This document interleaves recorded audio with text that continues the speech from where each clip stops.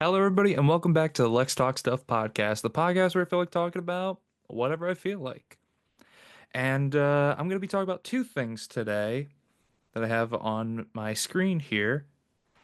The first thing that I wanted to talk about is the teaser trailer for Superman had come out, and I was blown away by it. I remember I waited 8:53 a.m. in the morning and watched the whole thing. I saw it as it premiered on the DC University YouTube channel, and I am very, very excited about what it will look like and what it's going to be.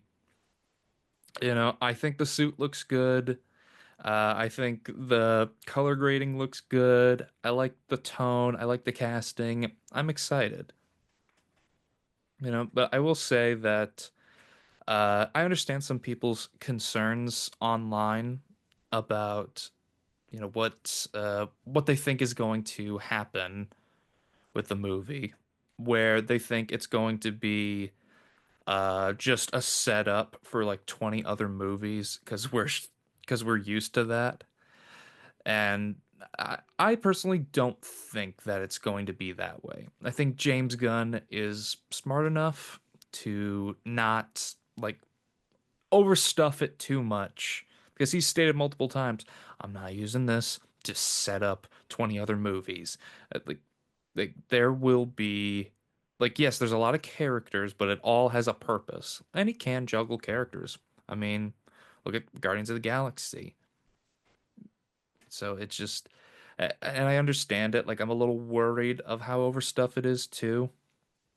But if done right, uh I think David Corn Sweat Superman is going to be something really, really special. Another thing that I've seen online is I've seen some people be like, I hate the costume. Even some people don't have a problem with like the color or the trunks. They just think it looks really baggy on him. Like I saw somebody being like, this looks like a Spirit Halloween costume. I completely disagree. I think it's a good costume. I don't like all the lines in it, and I'm not too crazy about the collar.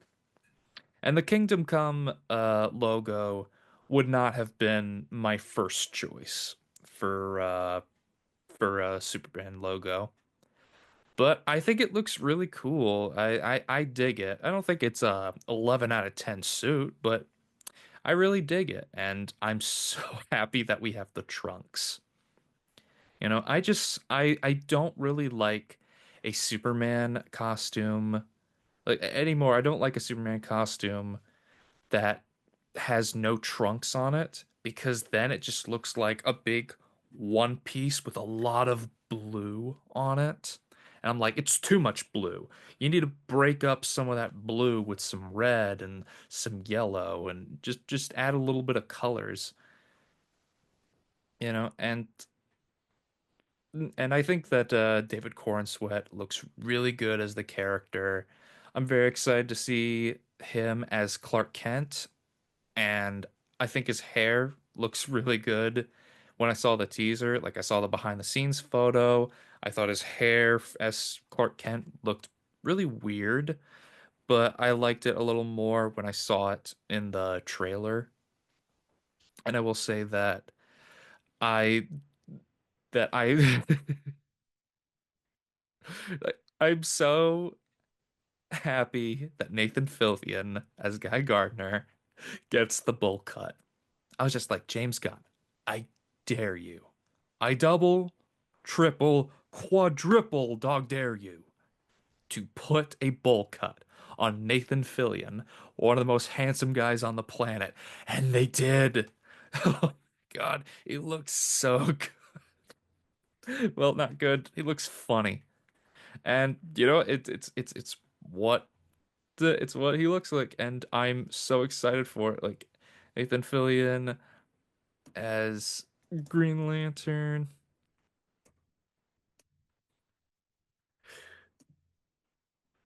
Like it's so perfect. It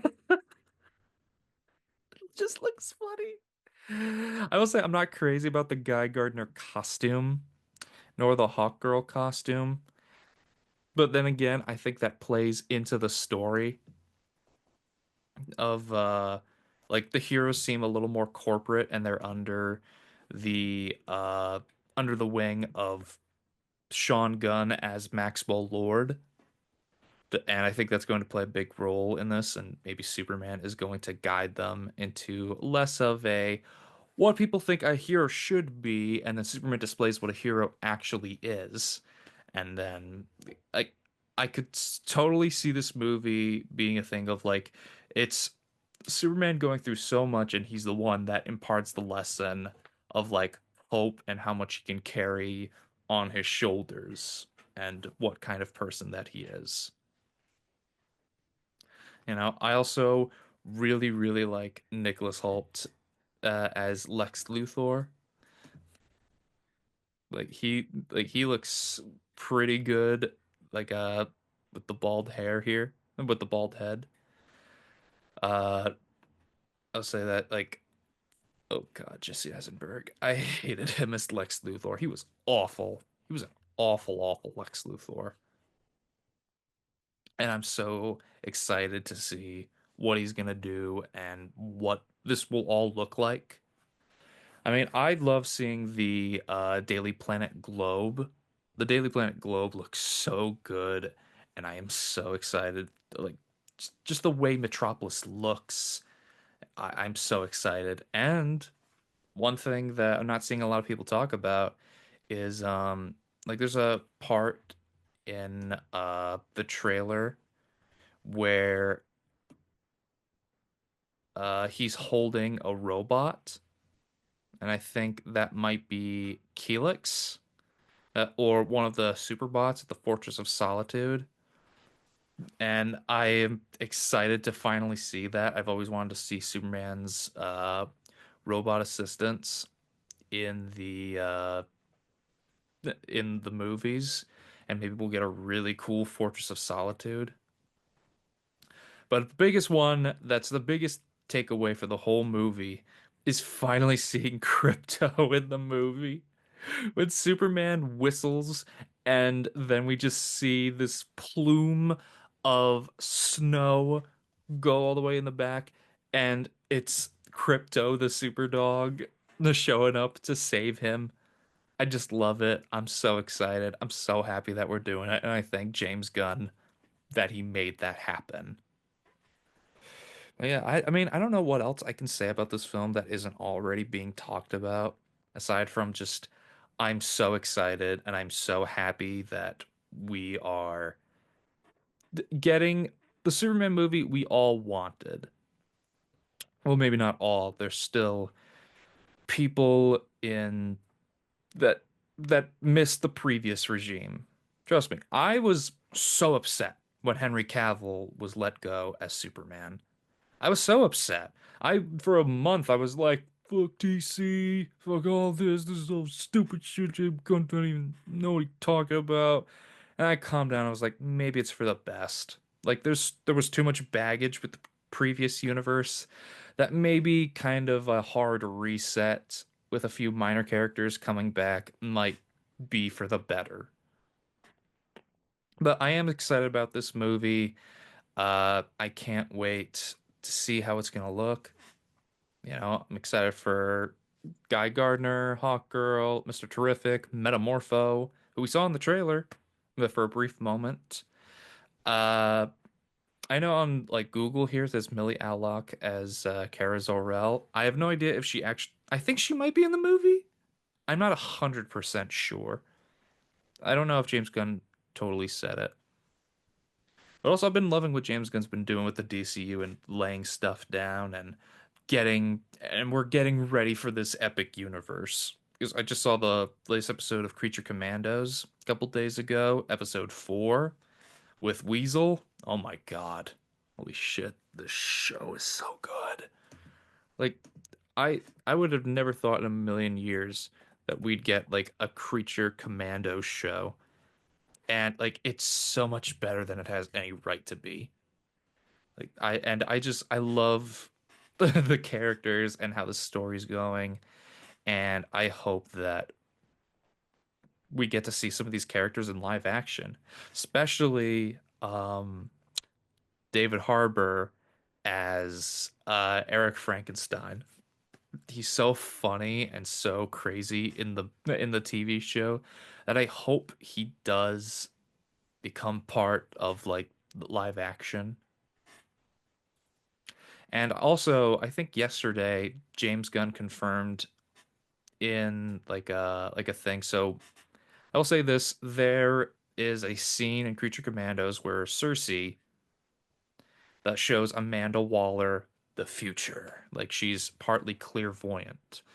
And Amanda Waller sees this future where everybody is dead, and we see all the heroes on pikes being like strung up, dead. And one of the people you see is the Flash. And he confirmed that Wally West is going to be the Flash. And when I saw that, I was so happy. Like I grew up with Wally West as my Flash. I grew up with the Justice League cartoon. I love the Jeff Johns run with the Wally aspects. I love the Mark Waid run. Like for me, Wally West is the Flash. I do love Barry, but not uh as much as I love Wally. I feel more connected to him. Like I remember when I was watching the CW show, and I was just like, okay, yeah, yeah, we get Barry, we got Barry. When are we getting Wally? And then we got Wally West in the show, and he wasn't quite what I expected, but I was just like, I don't care. I'm just happy we have Wally West here. And when is he going to be Flash? And then the show just kind of threw him away, and I was just like, I don't care for this. I don't like, like that Flash TV show. I had so many problems with it. Like I used to love it, and then I just hated it. And I couldn't do it anymore. That show did not deserve 9 seasons. Like I feel like they were trying to get that show canceled for years. Like they were just like, we're so done. Let's just try to make the show as crappy as humanly possible. Oh, renewed for another season. Fuck! We are employed. And in this economy, that's scary that you're looking for unemployment. But yeah, I'm excited. I'm excited to see the rest of Creature Commandos. I'm excited for a Superman movie coming out next year. I'm excited for all the projects and just hope they're good and that they get the characters and just put them all on the map. I will say, like, I don't agree with what people have said about Creature Commandos. I saw somewhere someone was saying that they thought it was a bad idea having Creature Commandos be technically the first DCU project because it's like, so you're starting off with characters nobody's ever heard of. Really? Like, if you wanted to establish a good DC universe, you should have used the heavy hitters. Well, James Gunn's trying something different, and also the show was in development before he took over for DC. So, I can understand why you'd be like, oh yeah, I made the show. Now I'm the boss. I can greenlight my own show. It's kind of funny. Um, but no, I like Commandos a lot. It's very good. I think people should check it out. This is very gory and a little messed up, but it's cool. It's very, very good. Now to the other part that makes me happy, and I hope they stay true to this, and that is that Sony canceling all the Spider-Man spin-off movies. Thank God. Like I haven't seen like the only movies of these I've seen is the first Venom movie, and I like that movie. Like I don't mind the Venom movies. It's just for me, like Morbius and Madam Web and Craven. It's insane to me that we're just getting all these like Spider-Man-less Spider-Man movies. Like I just don't get it. Like Sony's trying so desperately to hold on to the rights of these characters. Like they really, really want you to be like, well, I mean, it's Spider-Man related, therefore it's gonna make money. And they're just heavily relying on that. And what pisses me off, and I think I saw Double Toasted talking about this. You should check them out. They talked about like the Sony movies, and they said the problem with the Sony movies isn't just that they are movies about Spider-Man, they also uh are about how they're just not good. Like they're not even putting effort into any of them. Like they're making them late with terrible budgets and terrible CGI and just expecting people to expecting money. Like they're just doing a half-assed job and hoping people just give them praise for doing anything at all. And it's like, no, we're not gonna give you this participation award for this really crappy job that you're doing with these characters. And they're digging in the grave of like potential Spider-Man movies. 'Cause I wanted to see Craven as the bad guy for a Spider-Man movie. Like had they not done what they did for No Way Home, they wanted to do Craven, and I think that would have been awesome. Uh I like the movie we saw, but I still would have liked a Spider-Man fighting Craven movie. I think it'd be super cool. And the crazy thing is, and I've heard this somewhere, and I don't know if it's true. It's probably true, and it makes sense that Marvel is not allowed to use their own versions of these characters if they had appeared in a Sony project before. So, like I said, if Marvel wanted to make a Spider-Man movie where Spider-Man fights Kraven the Hunter, they now can't unless it's the Aaron Taylor Johnson version. So now they are stuck in this position where like they either use the versions that Sony made or they don't use them at all, which is so frustrating because I really want to see Tom Holland have his own Green Goblin. I want to see him have his own Doc Ock. I want to see him have his own Venom and Morbius and Kraven and Sandman and Electro and Lizard and Carnage and all these cool characters and not have them tied to the whole Sony Spider-Man-less universe that they made, you know? And Madam Web's not even like a bad guy.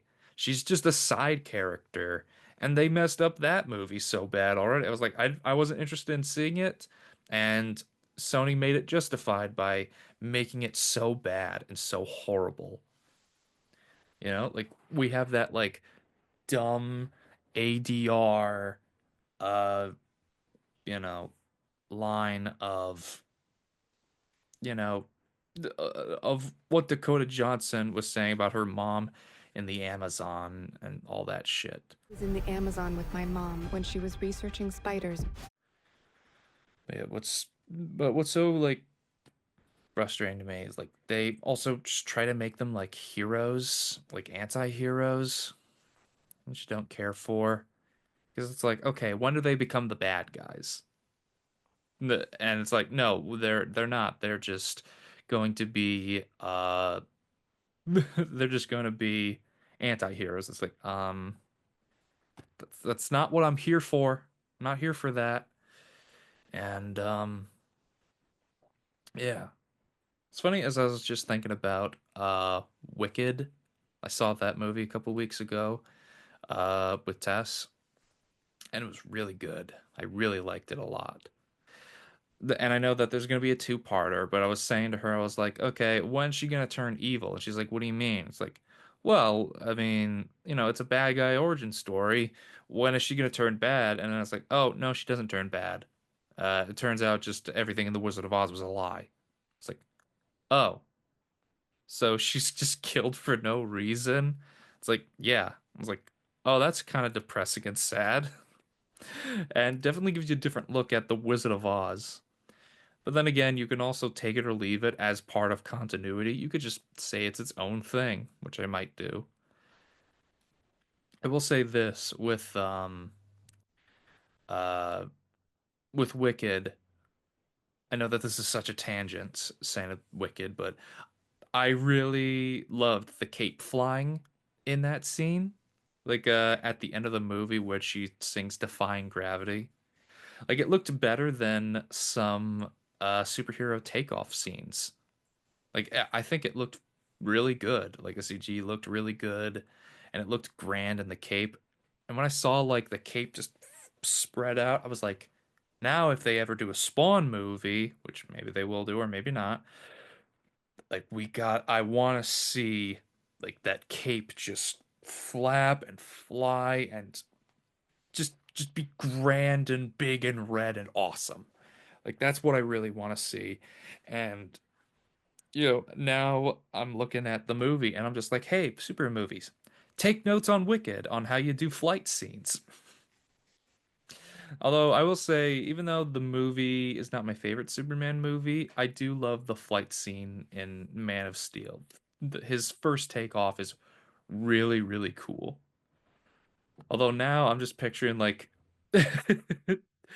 playing Defying Gravity with Henry Cavill's Man of Steel. I think that would be freaking hilarious. I know Jess would get a kick out of that one. So yeah, and so I'm looking at so now back to like the Sony Spider-Man villain universe. Uh, I was looking at this article and I'm just like so shocked. And I'll put the link in for this article in the YouTube description. It's for um it's for a paper called World of Real, which is basically a movie news site. Uh, so, so I'm gonna read a little bit. Sony's $110 million Kraven the Hunter is said to be the final movie in Sony's misbegotten Spider-Man anti-hero universe of films. 110 million? It still looks like trash. They're just throwing away money at this point. And it's like the studio apparently has gone through like $465 million in production costs and they're just losing money. They really are just throwing away money. Like that's what it feels like. Like nobody's excited for these movies. And with Venom 3, it proved everyone was done. They were like, okay, Venom 3, we're good, we're done, we don't need to see any more. And they dared tease Null. I didn't see the movie, but I know that Null is in the post-credit scene. I'm just like, that's so lame and stupid. I hate that. And like, I don't know. I wish Null was in the MCU, even though I'm not the biggest fan of what they're doing right now, and hope that Fantastic Four movie's good. Like, I would prefer to see Null there. And also, briefly, I'll say if that Fantastic Four movie sucks, I will consider it the biggest L of that year, as well as if the Superman movie is actually bad. Um, but yeah, I'm looking at this article. Apparently, a Sony insider told The Wrap the biggest issue with the Sony Spider-Man spin-offs seems to be the lack of quality control. These movies just aren't good. Yeah, it doesn't require a rocket scientist to figure that out. And this is not new information to anyone. Like anybody can tell you these suck. These are awful. And I'm just like, yeah. Like it's so crazy. And the Craven director, JC Chandler, he's urged for a sequel for this movie. Uh, dude, are you in that much denial? I don't know. I'm just glad that I think it's over. Like it's finally over and done. Unless I'm proven wrong and just I just can't do it anymore. Like I really just cannot do it with these freaking Sony spin-off movies. I'm fine with the Spider-Verse movies. I love those movies. They are great. But now we gotta wait even longer for those. I may check out that Spider Noir show that they got going on, and I'm like, why weren't you making movies about these characters? Like Spider-Man 2099 and Spider-Gwen and Spider-Ham and Spider Noir. Just give me projects with those characters. I might go see those. Hell, I'll even see a Silk movie. I'm not gonna see a Madam Web movie. Like I think I'm done there. But so yeah, I mean, I've been with so I am now going to start getting ready to head out tonight. I got like big fun plans with Tess and some friends, and we're gonna have a nice time.